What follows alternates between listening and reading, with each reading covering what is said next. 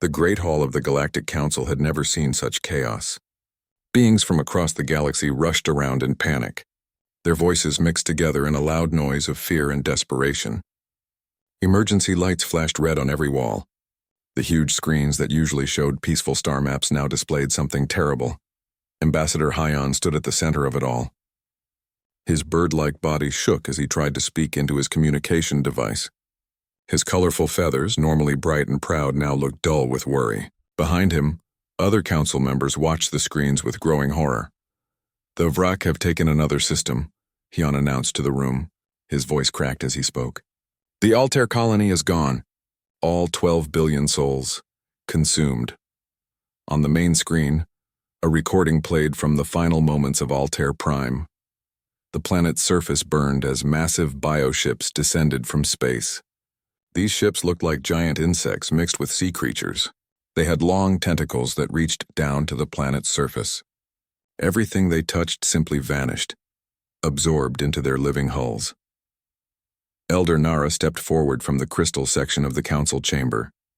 Her body was made of living crystal that normally glowed with peaceful blue light. Now that light flickered weak and scared. She had traveled here from the outer rim where her people, the Eternals, were fighting a losing battle. "We tried everything," Nara said, her crystal voice ringing through the chamber. "Our plasma cannons worked at first. We destroyed many of their smaller ships, but then—" She paused, her light dimming even more. "They adapted. Within hours, their bioarmor was absorbing our plasma like it was nothing. Our most powerful weapons became useless." The reptilian Elder Minho nodded his scaled head sadly. His people, the Scalari, were known as the best military minds in the galaxy. For thousands of years, they had helped keep peace between different species. Now even they looked defeated? "The same happened to us," Minho said.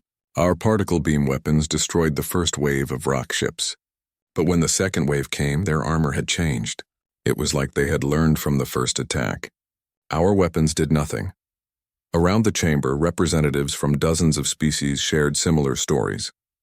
The gaseous Nephilim had tried antimatter bombs. The first few worked perfectly, creating huge explosions that wiped out entire Vrock formations.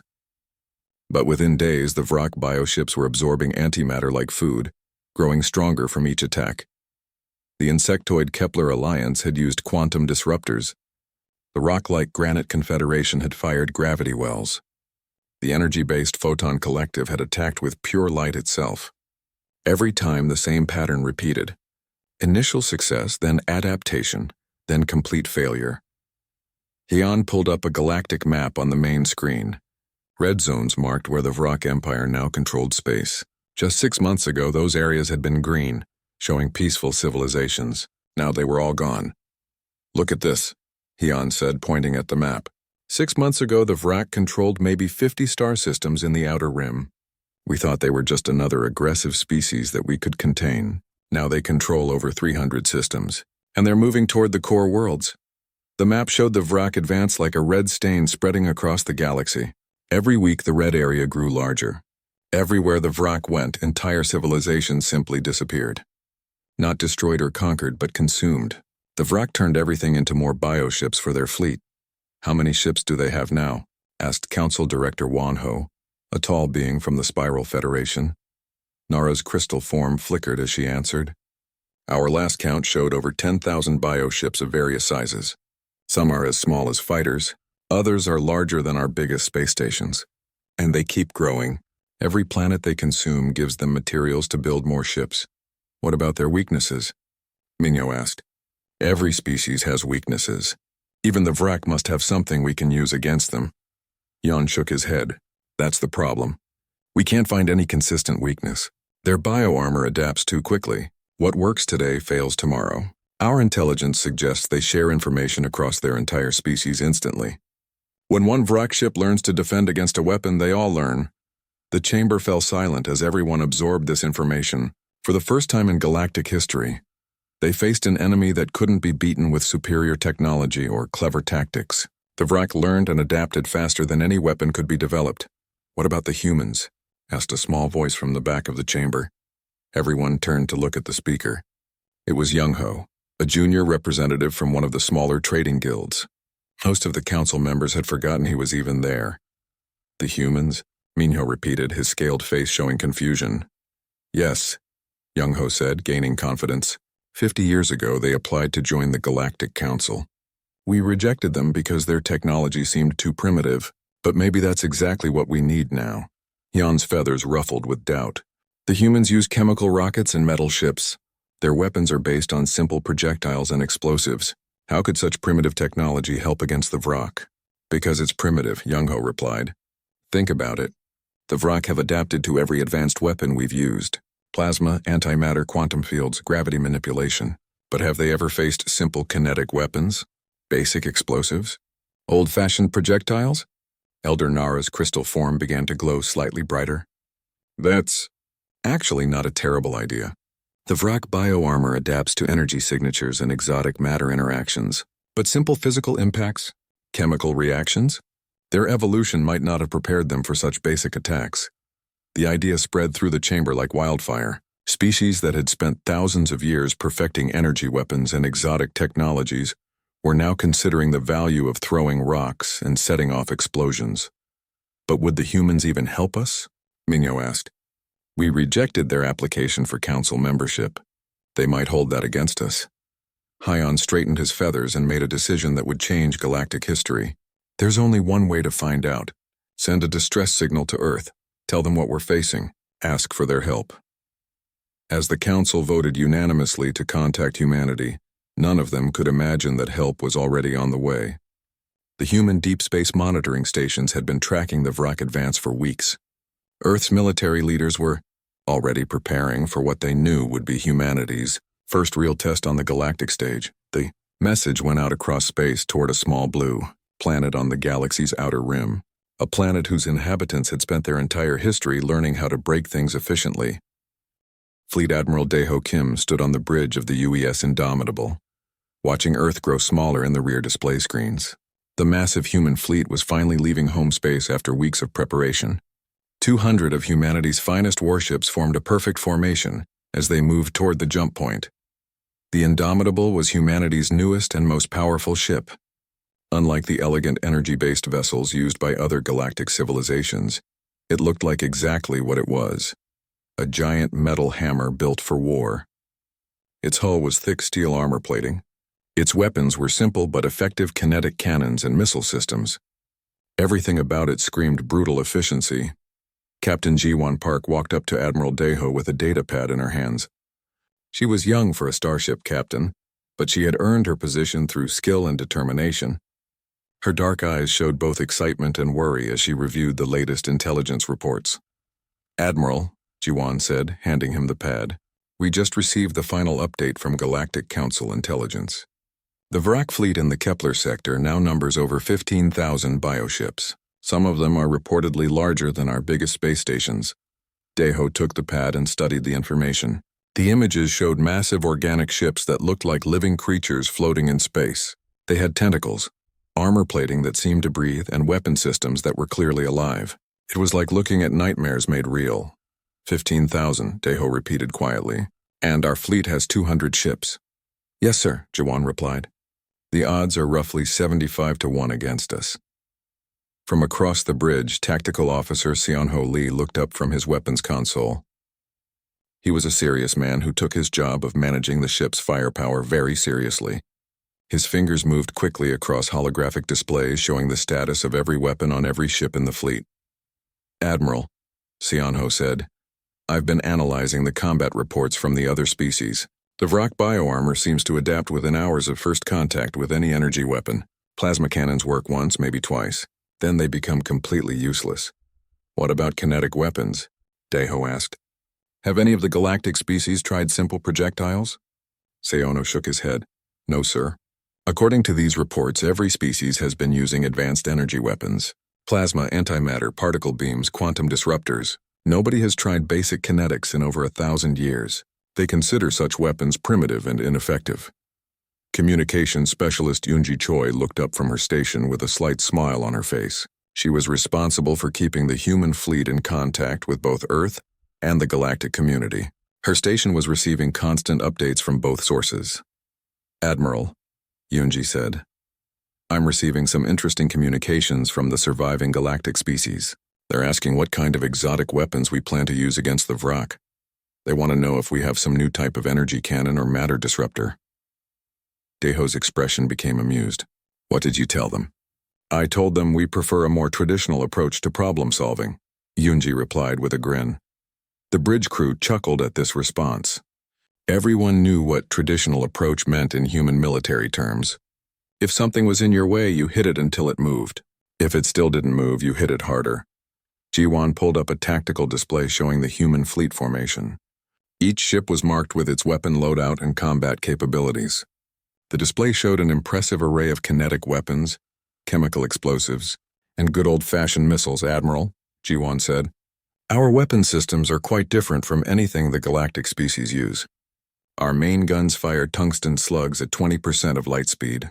Our missiles use chemical explosives enhanced with metallic fragments. Our point defense systems are rapid-fire kinetic cannons, all completely primitive by galactic standards, Siano added, but also completely outside the Vrock's experience. Their bioarmor has never faced pure kinetic impacts or chemical explosions. Daho nodded approvingly. While other species had spent thousands of years developing more and more exotic weapons, humans had focused on making their simple weapons more and more effective. A tungsten slug moving at relativistic speeds carried enormous kinetic energy. Chemical explosives could create massive destruction through simple but powerful reactions. What's our estimated time to the combat zone? Daho asked. 6 hours until we reach the Kepler sector, Jiwan replied. The Vrock fleet is currently consuming what's left of the Altair system. Long-range sensors show they're stripping the planets down to bare rock. Yunji's communication board suddenly lit up with incoming signals. She listened to her headset for a moment, then looked up with a serious expression. Admiral, she said, we're receiving distress calls from 3 different refugee fleets, the Eternal Survivors, Talon Republic evacuation ships, and what's left of the Scolari Defense Force. They're all requesting immediate assistance. How many ships in those refugee fleets? Daho asked. Approximately 5,000 civilian vessels carrying over 2 billion refugees, Yunji replied. They're trying to stay ahead of the Vrock advance, but they're running out of places to run. The bridge fell silent as everyone absorbed this information. 2 billion lives depended on whether the human fleet could stop an enemy that had already defeated every other military force in the galaxy. Xianho broke the silence. Admiral, I recommend we implement Protocol Omega for this engagement. Protocol Omega was humanity's most extreme combat doctrine. It involved using only kinetic weapons and chemical explosives, with no energy weapons whatsoever. The theory was that enemies who had adapted to energy-based warfare would be completely vulnerable to simple physical attacks. Agreed, Daho said without hesitation. Send the order to all ships. Protocol Omega is now in effect. No energy weapons, no exotic matter, no fancy technology. We stick to basics. Jiwan began typing commands into her console, sending the order throughout the fleet. On 200 human warships, crews began powering down energy weapons and loading kinetic cannons with tungsten ammunition. Missile bays filled with chemical warheads. Point defense systems switched to solid projectile rounds. Admiral, Yunji said, I'm receiving a communication from Earth Command. They want to know if we need reinforcements. Daho considered this for a moment. Tell Earth Command that we'll know in 6 hours whether reinforcements will be necessary, or whether they should start planning victory parades. The human fleet continued toward the Kepler sector, their metal ships looking crude and primitive, compared to the elegant vessels used by other galactic civilizations. But inside those crude ships, human crews prepared weapons that hadn't been used in galactic warfare for thousands of years. As they approached the jump point that would take them to the combat zone, Admiral Daho made one final announcement to the fleet. All ships, this is Admiral Kim. In 6 hours, we will face an enemy that has defeated every advanced civilization in this galaxy. They have adapted to every sophisticated weapon system our allies could deploy. But they have never faced humanity's greatest strength, our ability to solve complex problems with simple solutions. Today we show the galaxy that sometimes the old ways are the best ways. The human fleet jumped to hyperspace, carrying with them the hopes of billions of refugees and the weight of galactic civilization's survival. Across the galaxy, billions of beings watched their communication screens with growing anxiety. The human fleet was now just hours away from the Kepler sector, where the massive Vrock biofleet waited like a hungry monster. Every surviving civilization had their sensors pointed toward the coming battle zone. On the crystal ships of the eternal refugees, Soman floated in her meditation chamber. Her crystalline body normally glowed with calm blue light, but today that light flickered with worry and hope. Around her, thousands of other eternal survivors tried to maintain their usual peaceful meditation, but fear kept breaking through their concentration. The metal builders approached the consumption zone. Soman transmitted to her fellow refugees through their shared crystal network. Their ships are so small compared to the bio-titans. How can crude metal and chemical fire stand against living vessels that grow stronger with each victory? Her companion, an older crystal being named Taehyun, pulsed with dim light. Perhaps their primitive nature is exactly what we need. The Vrock have consumed the knowledge and adaptations of 12 advanced civilizations, but they have never tasted human technology. On the bridge of her refugee ship, Soman accessed the external sensors to watch the approaching human fleet. The human ships looked nothing like the elegant crystal vessels of her people or the energy-based ships of other galactic civilizations. They were blocky, angular things made of simple metal and ceramic armor.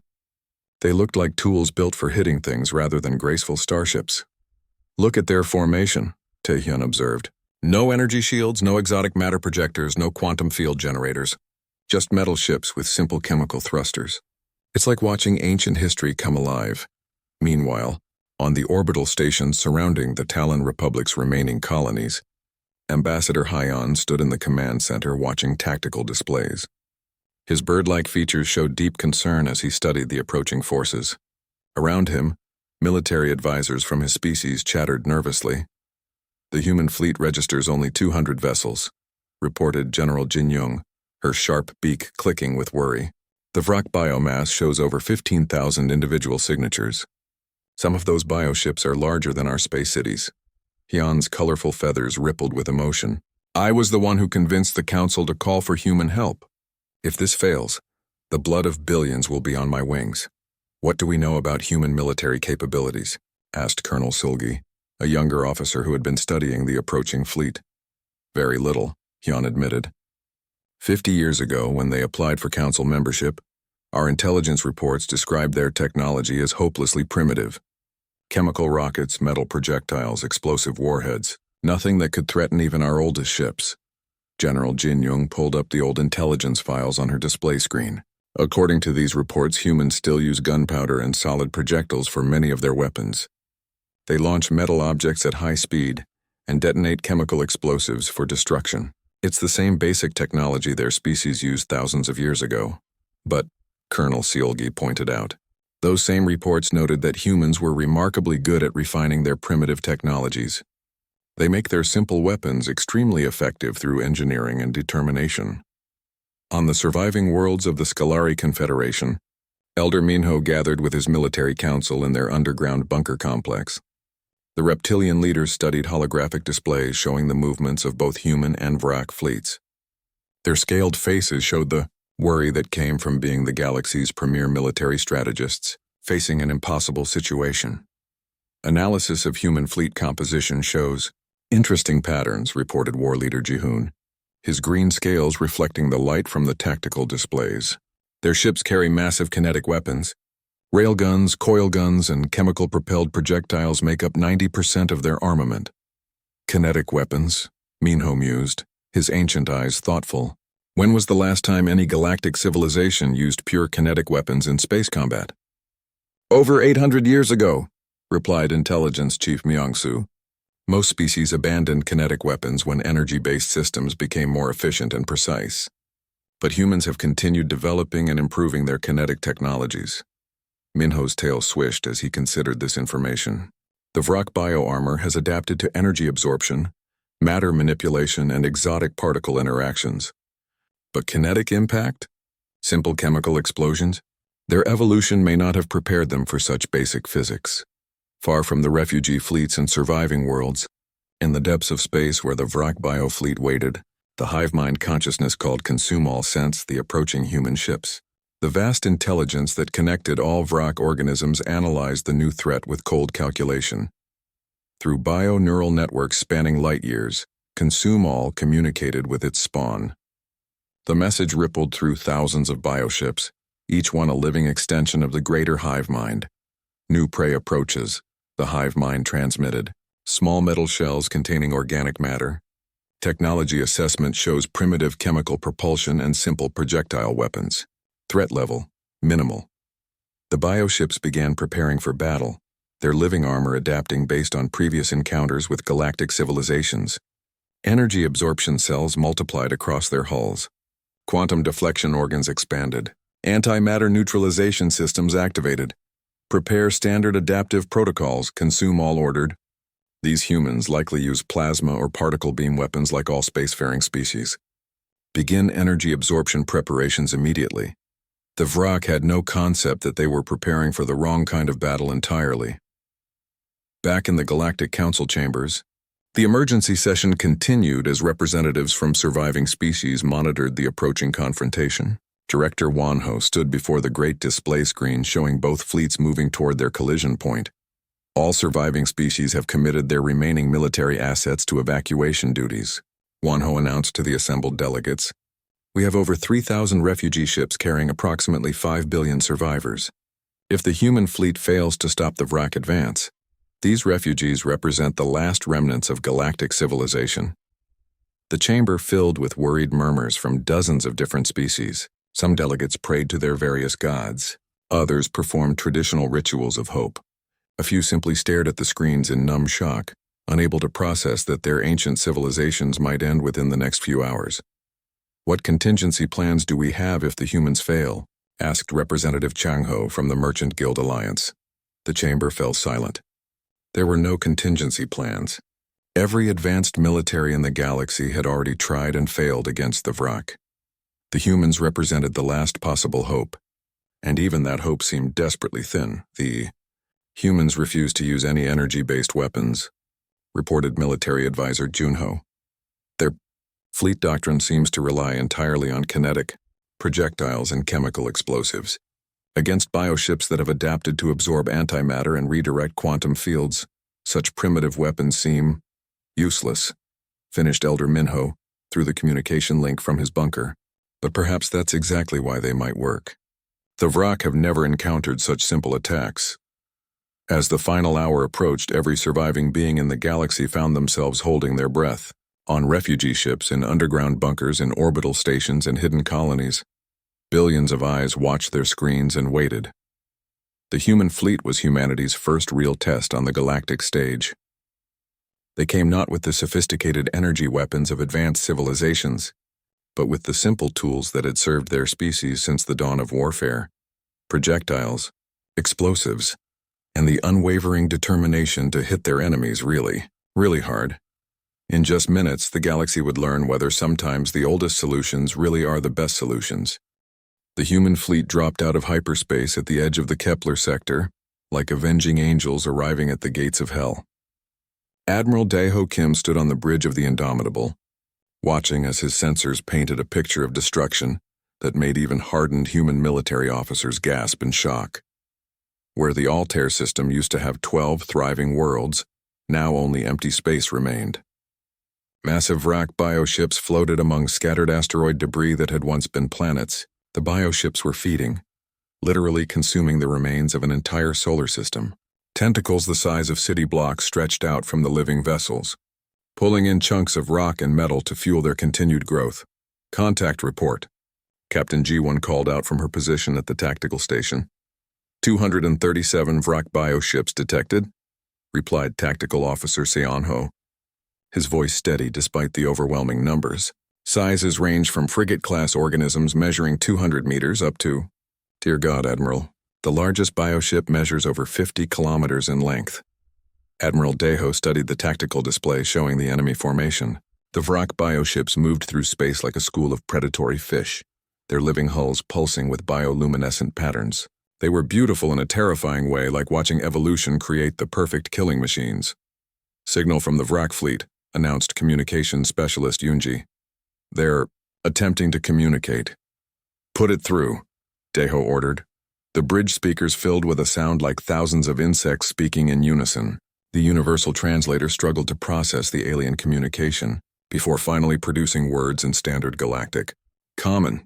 Small metal containers. The Vrock hive mind spoke through bioacoustic organs.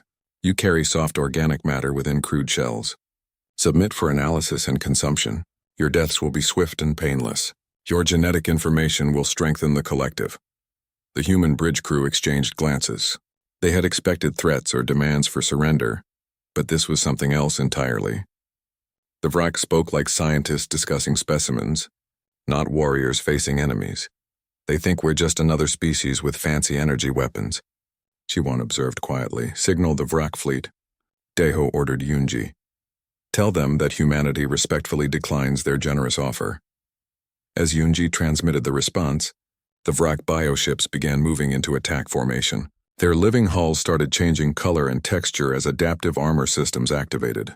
Bioluminescent patches spread across their surfaces, preparing to absorb the energy weapons they expected humans to use. Admiral, Seonho reported, Vrock bioships are deploying adaptive armor configurations. Based on pattern analysis, they're preparing for plasma cannon attacks, particle beam weapons, and antimatter charges. Perfect, Daeho said with a cold smile. They're preparing for the wrong kind of fight entirely. Signal all ships, weapons free. Target the largest bioconstructs first. Remember the mission parameters. No energy weapons, no exotic matter. We stick to good old-fashioned kinetics. Across the human fleet, 200 warships powered up their weapon systems. But instead of the elegant energy cannons used by galactic civilizations, the human ships bristled with more primitive but devastatingly effective armaments. Railguns charged with electromagnetic coils, chemical rockets armed with high-explosive warheads, kinetic cannons loaded with tungsten penetrator rounds. The Vrock bioships approached confidently, their adaptive armor systems ready to absorb whatever energy-based attacks the humans might deploy. Their bio-neural networks hummed with anticipation of adding human genetic material to their collective knowledge. Range to target, 50,000 kilometers in closing, Seonho reported. All ships report ready to fire. Vrock bioships are beginning energy absorption protocols, Jiwon added. Their armor is shifting to counter plasma and particle beam attacks. Admiral Daeho watched as the distance between the fleets rapidly decreased. The Vrock were charging straight at the human formation, confident in their adaptive defenses. They had no way of knowing that human weapons worked on completely different principles. 30,000 kilometers, Seonho announced. Optimal firing range achieved. All ships, Daeho spoke into the fleet communication system. This is Admiral Kim. Today we show the galaxy that human ingenuity doesn't always require the most advanced technology. Sometimes the best solution is the simplest one. Fire at will. 200 human warships opened fire simultaneously. The space between the fleets suddenly filled with death moving at incredible speeds.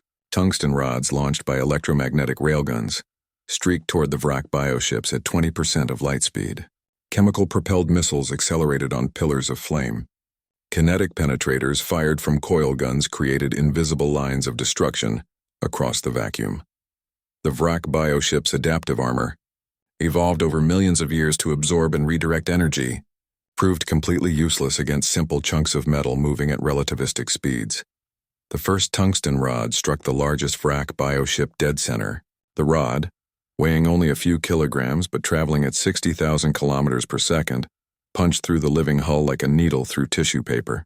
The kinetic energy release was equivalent to a nuclear explosion, but concentrated into a point smaller than a pencil. The massive bioship simply came apart. 50 kilometers of living tissue and biomechanical systems explosively decompressed as the tungsten rod's passage created a hole straight through the creature's core. Bioluminescent fluid sprayed into space like alien blood. Direct hit on primary target, Seonho reported with barely contained excitement. Target destroyed. But the tungsten rod was just the beginning. Chemical warheads designed to cause maximum physical destruction detonated inside bioship hulls that had no defense against simple explosive forces. The Vrock organisms had evolved to absorb energy, but they had never encountered weapons that worked through pure chemical reactions and pressure waves. High explosive warheads ripped through bioship interiors, their chemical energy tearing apart organic tissues and biomechanical systems that were completely vulnerable to physical trauma. Kinetic penetrators shredded through adaptive armor like bullets through paper. Because the armor was designed to stop energy beams, not solid objects moving at incredible speeds. Multiple hits across the Vrock formation, Jiwon reported, her voice filled with amazement. Their adaptive armor isn't adapting. It's not even trying to adapt because it can't, Daho realized. Their bio-armor evolved to counter energy-based attacks. Pure kinetic weapons and chemical explosives are outside their evolutionary experience entirely. The slaughter continued for exactly 37 seconds. Human kinetic weapons carved through the Vrock biofleet like a chainsaw through paper. The living ships that had consumed 12 galactic civilizations found themselves completely helpless against weapons their armor couldn't absorb, deflect, or adapt to. Tungsten rods moving at relativistic speeds didn't care about energy absorption capabilities. Chemical explosives created destruction through simple molecular reactions that couldn't be redirected or neutralized. Kinetic penetrators worked through basic physics that no amount of biological adaptation could overcome. All enemy contacts destroyed, Seonho announced, his voice filled with disbelief. Repeat, all enemy contacts destroyed. No human casualties. No damage to any human vessel. The bridge of the Indomitable fell silent as the crew stared at their sensor displays. Where moments before there had been 237 massive bioships, now there were only expanding clouds of organic debris floating in space. That's it? Jiwon asked quietly. That's all it took? Admiral Daho nodded slowly, understanding the magnitude of what had just happened. The Vrock evolved to be the perfect counter to advanced galactic warfare. They could adapt to any energy weapon, absorb any exotic attack, neutralize any sophisticated technology, but they never encountered anyone stupid enough to just throw rocks at them. Across the galaxy, on refugee ships and hidden colonies, billions of beings stared at their communication screens in stunned silence. The humans had just accomplished in 37 seconds what the combined might of galactic civilization had failed to do in months of warfare.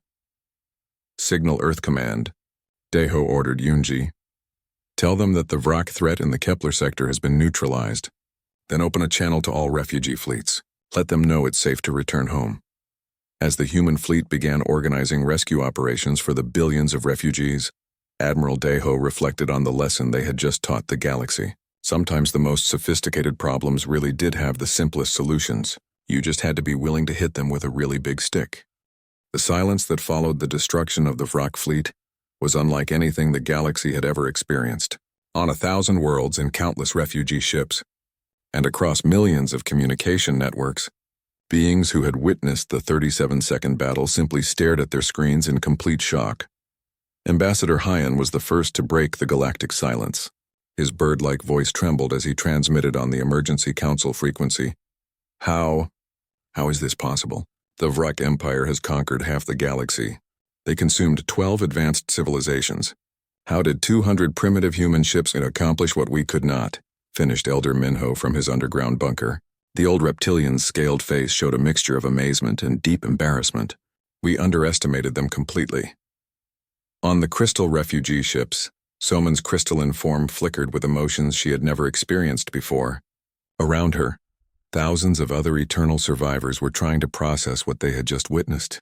Their species had spent millions of years perfecting energy manipulation and quantum field technology. Now they had watched a primitive species solve their greatest threat with simple kinetic weapons. Their weapons are so basic, Soman transmitted to her fellow refugees. Metal projectiles accelerated by electromagnetic fields. Chemical explosives that work through simple molecular reactions. They're using the same fundamental principles their species discovered thousands of years ago. Her companion, Taehyun, pulsed with thoughtful light. Yet look at the effectiveness. While we sought elegance and efficiency in our energy weapons, the humans pursued raw power and reliability in their kinetic systems. They made simple weapons devastatingly effective. Across the galaxy, military leaders from every surviving species were frantically reviewing the battle recordings. The tactical analysis was shocking in its simplicity. Human weapons worked through basic physics that the Vrock bioarmor simply couldn't counter. On the bridge of the Indomitable, Admiral Daho was fielding communication requests from dozens of species simultaneously. His communication officer, Yoonji, was struggling to manage the flood of incoming messages. "Admiral," Yoonji reported, "I'm receiving priority communications from the Galactic Council." 15 different refugee fleet commanders, and what appears to be the entire Talon Republic military command. They all want to know the same thing. How did we do it? Captain Jiwon looked up from her analysis of the battle data. Sir, the answer is actually embarrassingly simple. The Vrock bioarmor was designed to absorb, redirect, or neutralize energy-based attacks. Plasma, antimatter, particle beams, quantum fields. They had biological adaptations for all of it. But they had no defense against simple kinetic impact or chemical explosions. Tactical Officer Sionho nodded in agreement. Our tungsten rods were traveling at 20% of light speed. At that velocity, they carry enormous kinetic energy, but it's not exotic energy that can be absorbed or redirected. It's just simple momentum transfer. When a solid object hits another solid object at relativistic speeds, physics wins. Admiral Deho activated the fleet-wide communication system. All ships, this is Admiral Kim. Prepare to address the galaxy. It's time to explain human military philosophy. Within minutes, every surviving species in the galaxy was listening as Admiral Deho spoke on an open channel that reached from the galactic core to the outer rim territories.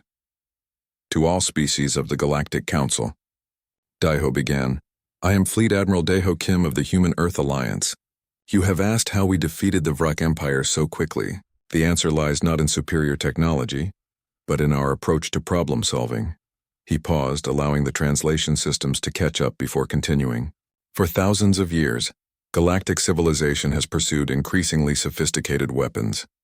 Energy manipulation, exotic matter, quantum field technology.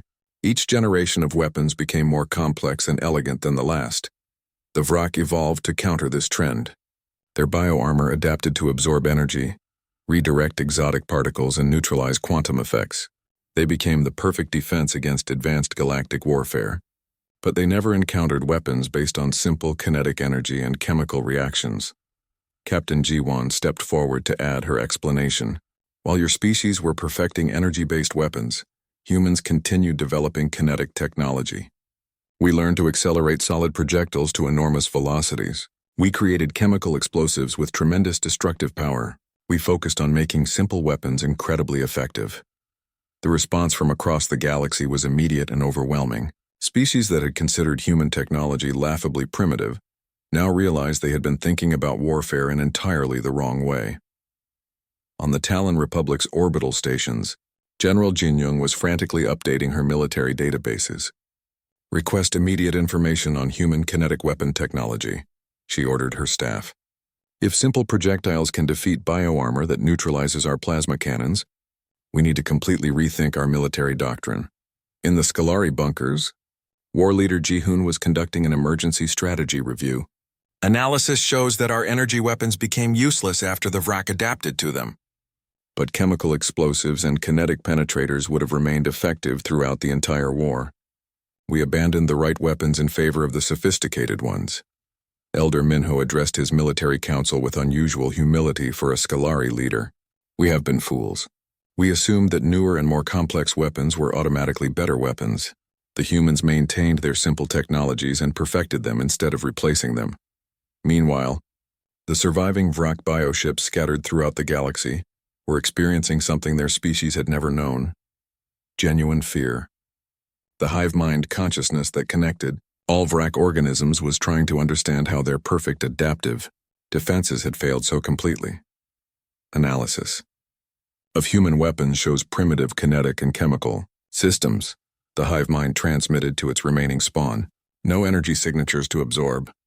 No exotic matter to neutralize. No quantum fields to redirect. Simple physical impacts and molecular reactions. Our evolutionary adaptations provide no defense against such basic attacks. For the first time in their species' history, the Vrock were retreating. Their bioships fled toward the galactic rim, seeking empty space where they could attempt to evolve new defenses against kinetic weapons. But the damage was already done. The aura of invincibility that had made them such a terrifying threat was broken forever. Back on the Indomitable, communications specialist Yunji was managing an unprecedented situation.